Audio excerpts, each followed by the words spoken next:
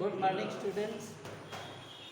आज की क्लास कक्षा 11 और 12, जैसा कि आपको पहले से ही अवगत है कि आपका जो चैप्टर चल रहा है वो ट्रांसफॉर्मेशन चल रहा है। और ट्रांसफॉर्मेशन में आपने जो भी पीछे पढ़ा है, उसके बाद जो प्रीवियस क्लास हुई थी उसमें ट्रांसफॉर्मेशन में आपका ये सिंपल टू कंपाउंड सेंटेंस यानी कि सिंपल सेंटेंस से कंपाउंड सेंटेंस का फॉर्मेशन बताया गया था। तो उसमें सिंपल सेंटेंस से जब कंपाउंड सेंटेंस का फॉर्मेशन बताया गया तो उसमें आपको चारों प्रकार के जो कोऑर्डिनेटिंग कंजंक्शंस होते हैं, और कुमुलेटिव, रिलेटिव, अल्टरनेटिव और एडवर्सेटिव, ये चारों प्रकार के कंजंक्शंस का प्रयोग होता है। कल हमने बताया था आपको कुमुलेटिव कंजंक्शन का प्रयोग इसमें 3 होते हैं केवल। एक होता है एज वेल एज, दूसरा एंड, और तीसरा होता है नॉट ओनली बट आल्सो। तो ये तीनों प्रकार के आपको कंजंक्शन के बारे में कल पढ़ा था।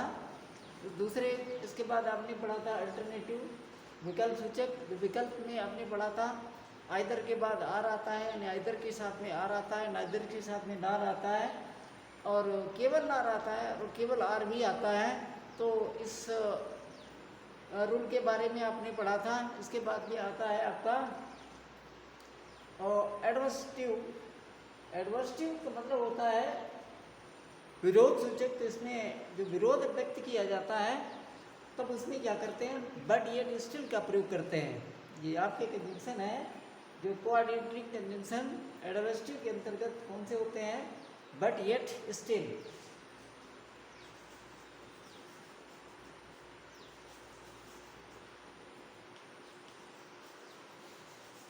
इसमें क्या होता है, इसमें आपको विरोध व्यक्त किया जाता है। जैसे हम यहाँ पर लिख देते हैं in spite of illness he went to school.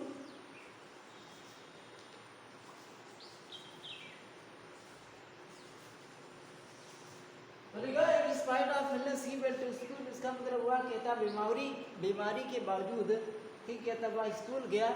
तो इसमें क्या करेंगे आप उसको हम कंपाउंड सेंटेंस बनाएंगे। तो ये जो हमारा जो इन स्पाइट ऑफ इलनेस लिखा है यानी कि जो प्रीपोजिशन से संबंधित है, प्रीपोजिशन के द्वारा इस सेंटेंस का फॉर्मेशन हुआ है, ठीक। तो ये सिंपल सेंटेंस, तो इसमें हम क्या करेंगे, इसको एक सिंपल सेंटेंस के रूप में फॉर्मेट करेंगे। तो क्या लिखेंगे, ही वाज इल, ठीक है। इसके बाद में क्या लिखेंगे, but he went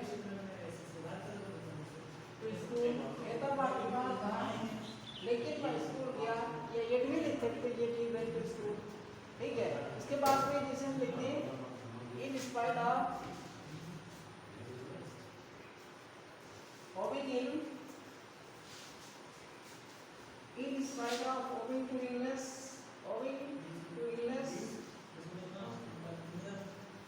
yeah, in spite of working hard he failed.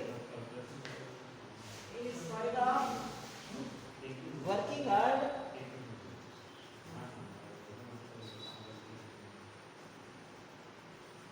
he failed. तो इसमें आपने लिखा है कहता है इन spite of working hard he failed, यानी कि कठिन परिश्रम करने के बावजूद भी वह फेल हो गया। तो हम क्या लिखेंगे, ही वर्कड हार्ड, ये ही फेल्ड, या लिखेंगे he worked hard, he worked hard yet he failed। तो आपने देखा इसमें जो आपके एडवर्सेटिव जो कंजंक्शंस हैं इनमें आपने देखा कि बट का प्रयोग होता है, येट का प्रयोग होता है, स्टिल का प्रयोग होता है, ठीक। जैसे हम यही बात angry, being angry, he kept quiet। तो लिखा बीइंग एंग्री यानी कि क्रोधित होने के बावजूद या क्रोधित होने पर भी, ठीक, कहता है ही kept quiet, वह शांत रहा। तो वह क्रोधित था, ठीक है, तो फिर भी वह शांत रहा। तो क्या लिखेंगे, he was angry still he kept white. तो इस प्रकार से आप क्या करेंगे, सिंपल सेंटेंस से आप कंपाउंड सेंटेंस जो आपका एडजेक्टिव कंजंक्शन है यानी कि कोऑर्डिनेटिंग कंजंक्शन में आता है, कंपाउंड सेंटेंस के फॉर्मेशन में आता है, इससे आप क्या कर सकते हैं, इससे आप सिंपल सेंटेंस से एक कंपाउंड सेंटेंस बना सकते हैं। इसके बाद आता है आपका इलेटिव। इलेटिव का मतलब होता है परिमाण दर्शक या परिणाम सूचक, इसमें परिणाम व्यक्त किया जाता है। तो इस प्रकार के इस प्रकार का जो आपका कंजंक्शन है जो इलेटिव होता है, इसमें परिणाम बताया जाता है। इसके लिए कौन कौन से आते हैं, एक तो सो होता है, एक देर का होता है,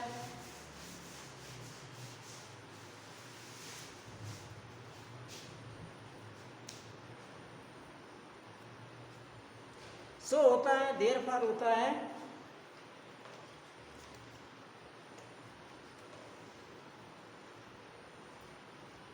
illative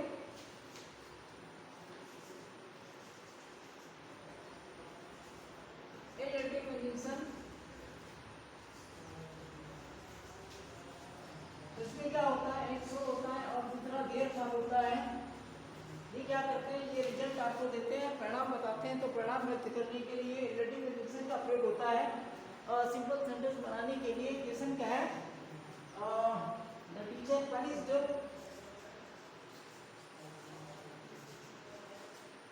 the teacher punished the student, the teacher punished PUNISHED, the teacher punished the naughty student।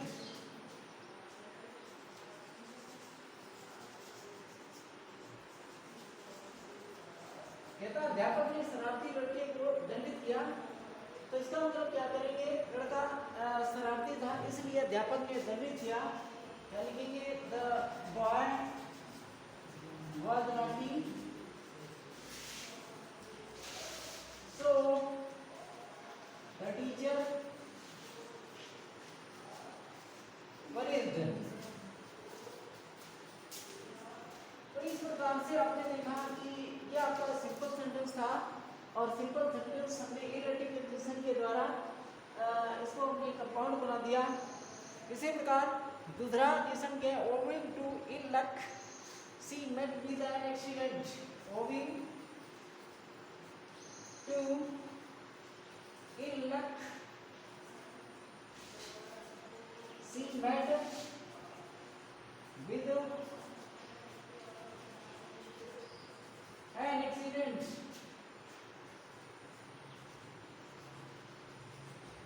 तो इसमें कहता ओविंग टू इल लक यानी कि दुर्भाग्य के कारण teacher she met with an accident, इसकी दुर्घटना हो गई। तो हम क्या करें, क्या कहेंगे, ये ठीक है, सी वाज है और इल को आप इल लक कह दीजिए, सी वाज इल लक, उसकी बुरी किस्मत थी इसलिए उसकी दुर्घटना हो गई। या ये भी कह सकते हैं सी वाज अनलकी, लक को अनलकी कह सकते हैं। और देर फार ऐसे लिख सकते हैं, क्या लिखेंगे, she was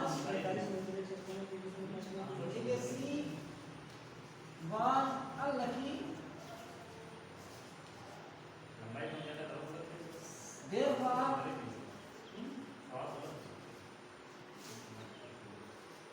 C met with an accident।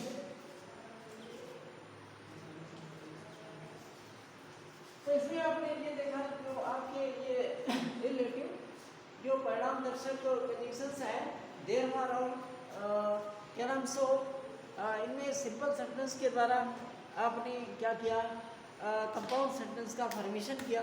और चूंकि इनका इंटरचेंज होता है तो आपको अभी आपने क्या किया, जो आपके सिंपल सेंटेंसेस थे तो सिंपल सेंटेंस से आपने क्या बनाया, आपने एक कंपाउंड सेंटेंस बना दिया। और इंटरचेंज होने के कारण आप क्या करेंगे, कंपाउंड सेंटेंस से आप सिंपल सेंटेंस का फॉर्मेशन करेंगे। कंपाउंड सेंटेंस से आप सिंपल सेंटेंस बनाते हैं।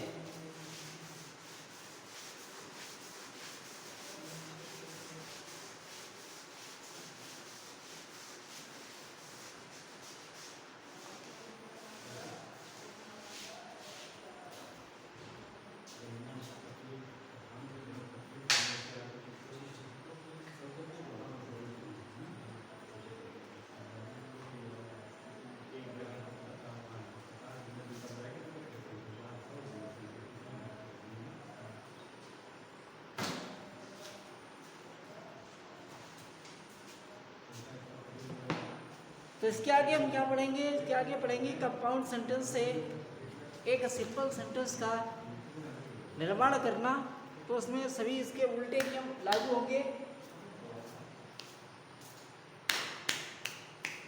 मान लेते हैं जेरेंड या पार्टिसिपल के द्वारा आप जब बनाएंगे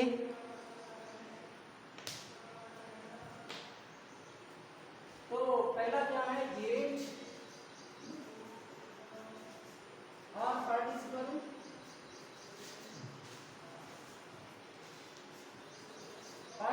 के माध्यम से आप क्या करेंगे, जेरेंड या पार्टिसिपल के माध्यम से आप कंपाउंड सेंटेंस से सिंपल सेंटेंस बनाएंगे। तो इसके लिए हम क्या करते हैं, इसमें हम जैसे हम मान लेते हैं यहाँ पे लिखते हैं ही टुक हिज क्लास, इसके बाद लिखते हैं and jumped into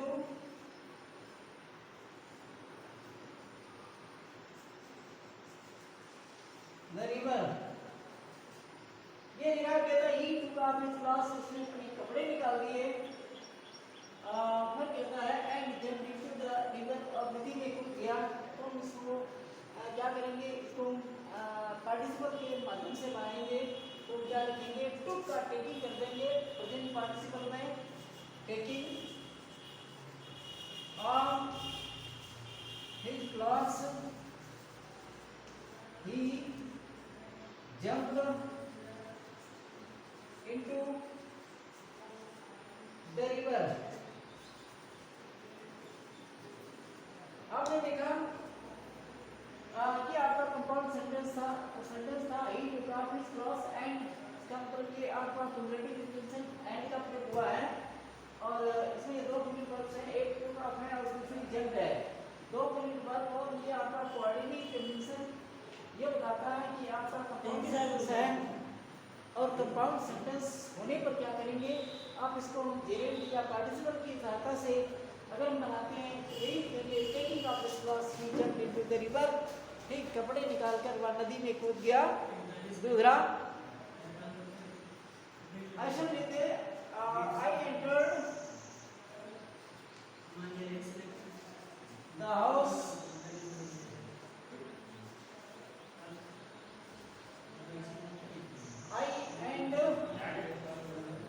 I found the baby sleeping।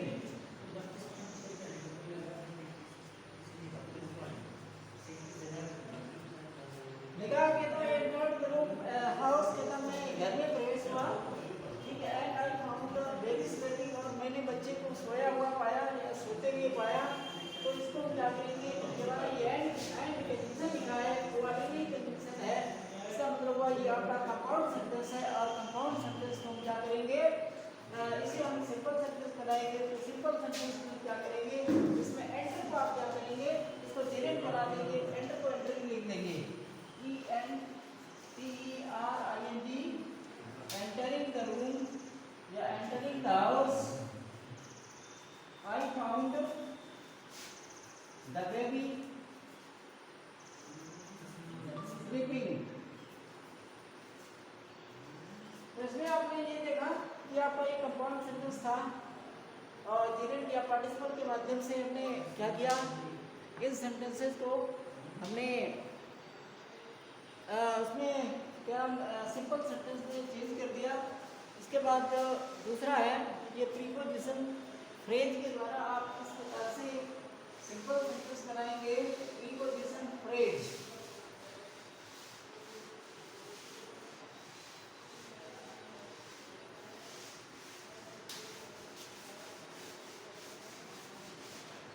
तो प्रीपोजिशन फ्रेज में आप क्या करेंगे, आपका कोई यानी कि वर्ब से संबंधित आपका कोई वर्ड दिया होगा, उसके पहले एक प्रीपोजिशन दिया होगा, तो वही होगा प्रीपोजिशन फ्रेज।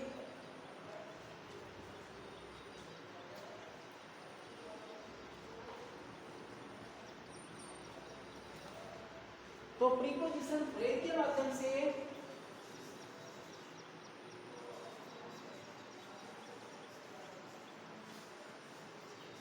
प्रीपोजिशन फ्रेज के माध्यम से आपको किस प्रकार से कंपाउंड सेंटेंस से सिंपल सेंटेंस बना सकते हैं। तो इसके लिए आप देखिए, ये शब्द है he was not only punished but also taken out of school.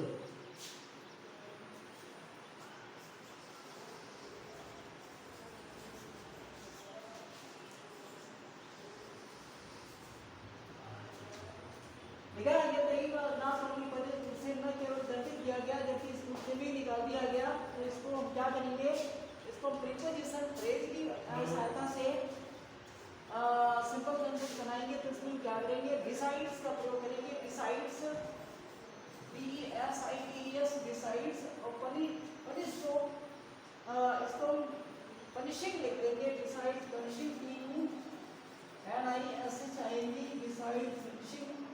इसके बाद लिखेंगे he was taken out of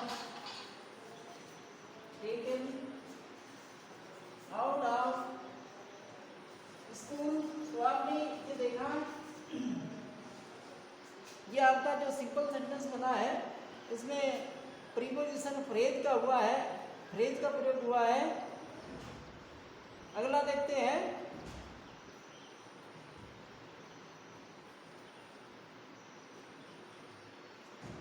जिसे हम लिखते हैं he is of original to India.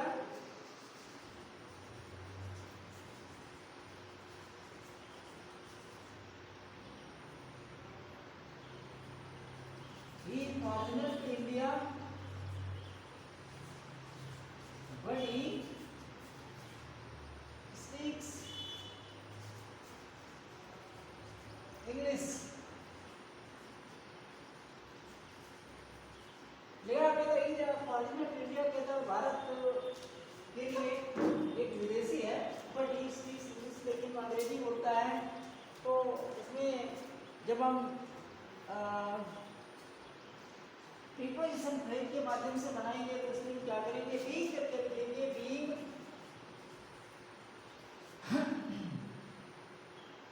Original. अब चूंकि बीइंग जो आपका है ये एब्सोल्यूट है, इसके पहले आप क्या करेंगे, प्रीपोजिशन का प्रयोग करेंगे। तो प्रीपोजिशन के लिए इन स्पाइट ऑफ का प्रयोग करेंगे। INSPID in spite of being original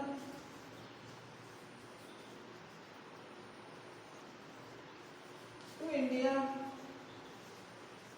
कहाँ लगाएंगे, फिर लिख देंगे ही स्पीक्स इंग्लिश। तो आप इस प्रकार से क्या कर सकते हैं, कंपाउंड सेंटेंस से आप सिंपल सेंटेंस बना सकते हैं। और जो अंतिम है वो इन्फिनेटिव के प्रयोग के द्वारा हम किस प्रकार से कंपाउंड सेंटेंस से एक सिंपल सेंटेंस का निर्माण कर सकते हैं। आइए देखते हैं इन्फिनेटिव के द्वारा।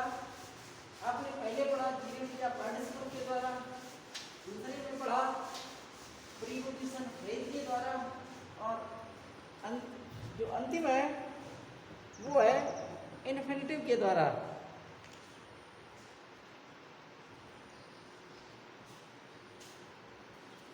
ये सब लेते हैं, you must obey your elders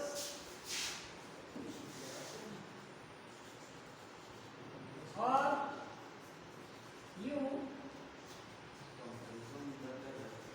will be punished। कहता है हमको अपने बुजुर्गों ठीक या बड़ों, कहता बड़ों का की आज्ञा मानना चाहिए, अन्यथा कहता आपको दंडित किया जाएगा। और इसमें क्या करेंगे, आपको इन्फिनेटिव के द्वारा ये सिंपल सेंटेंस बनाना है। तो क्या लिखेंगे, यू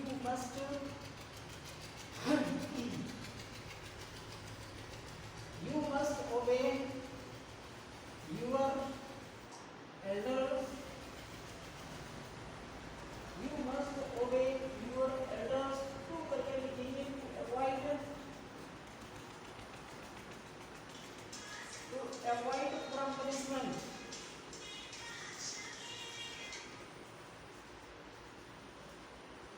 इस प्रकार से आपने देखा कि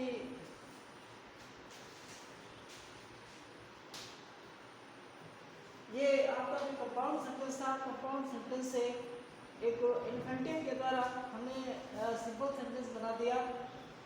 तो इसमें जो एक्सरसाइज दी गई है वो आपको करना चाहिए, और जो